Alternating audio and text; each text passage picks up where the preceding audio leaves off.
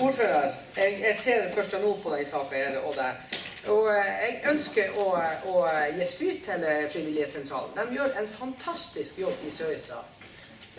Og ikke minst i forhold til den jobben de gjør på skolen, i forhold til leksehjelp blant eldre og den aktiviteten. Så denne her påskjønnelsen på 20 000, den har min fulle støtte. Takk. Ordfører, jeg var den 1. desember i et fødselsdagsselskab for å feire en 10-åring. Selskabet skulle holdes på Frivillighetssentralen.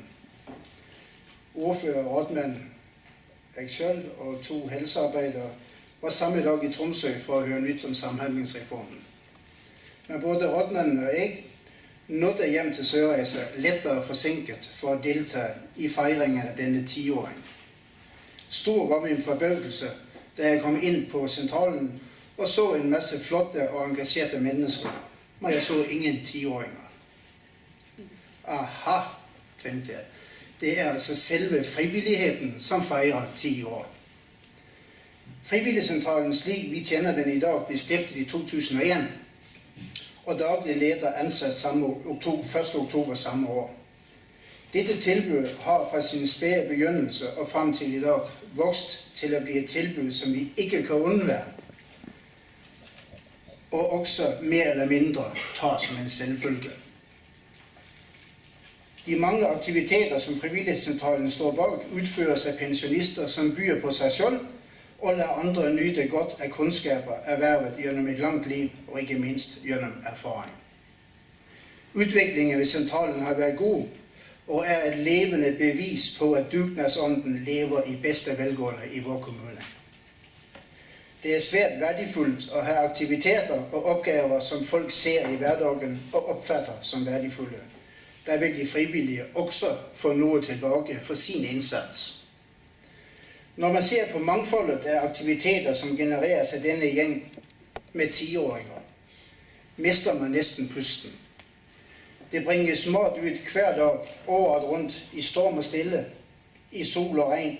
Ja, selv en forrykende snøstorm stopper dem ikke.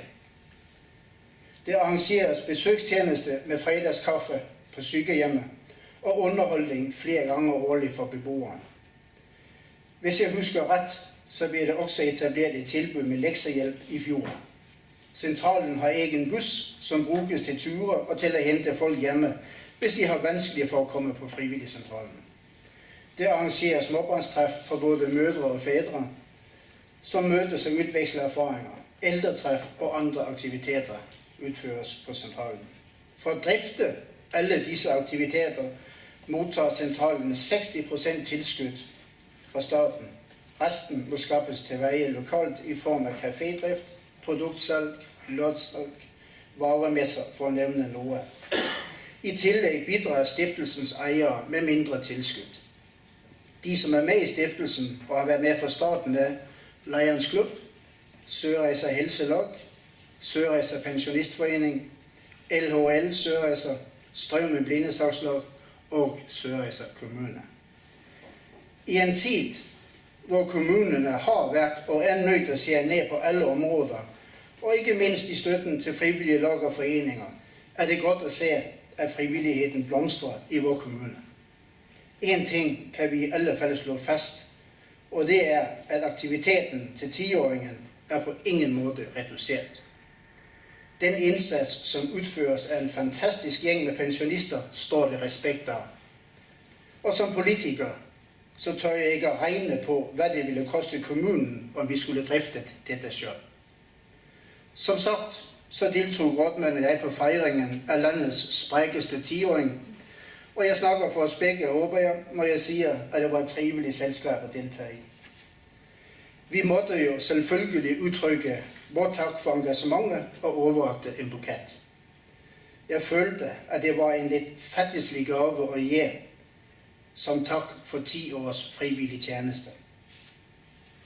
Så jeg bestemte meg der og da for å forsøke å påvirke kommunestyret til å bidra med noen kroner i anledning dagen, og som en ekstra påskjønnelse for 10 års innsats. Nå har jeg ikke nevnt noen av ildsjelene med navn, og kan dermed også fastslå at jeg har ikke glemt noen heller. men jeg vil likevel nevne en spesielt, og ber deg, Ragnhild, komme frem til meg.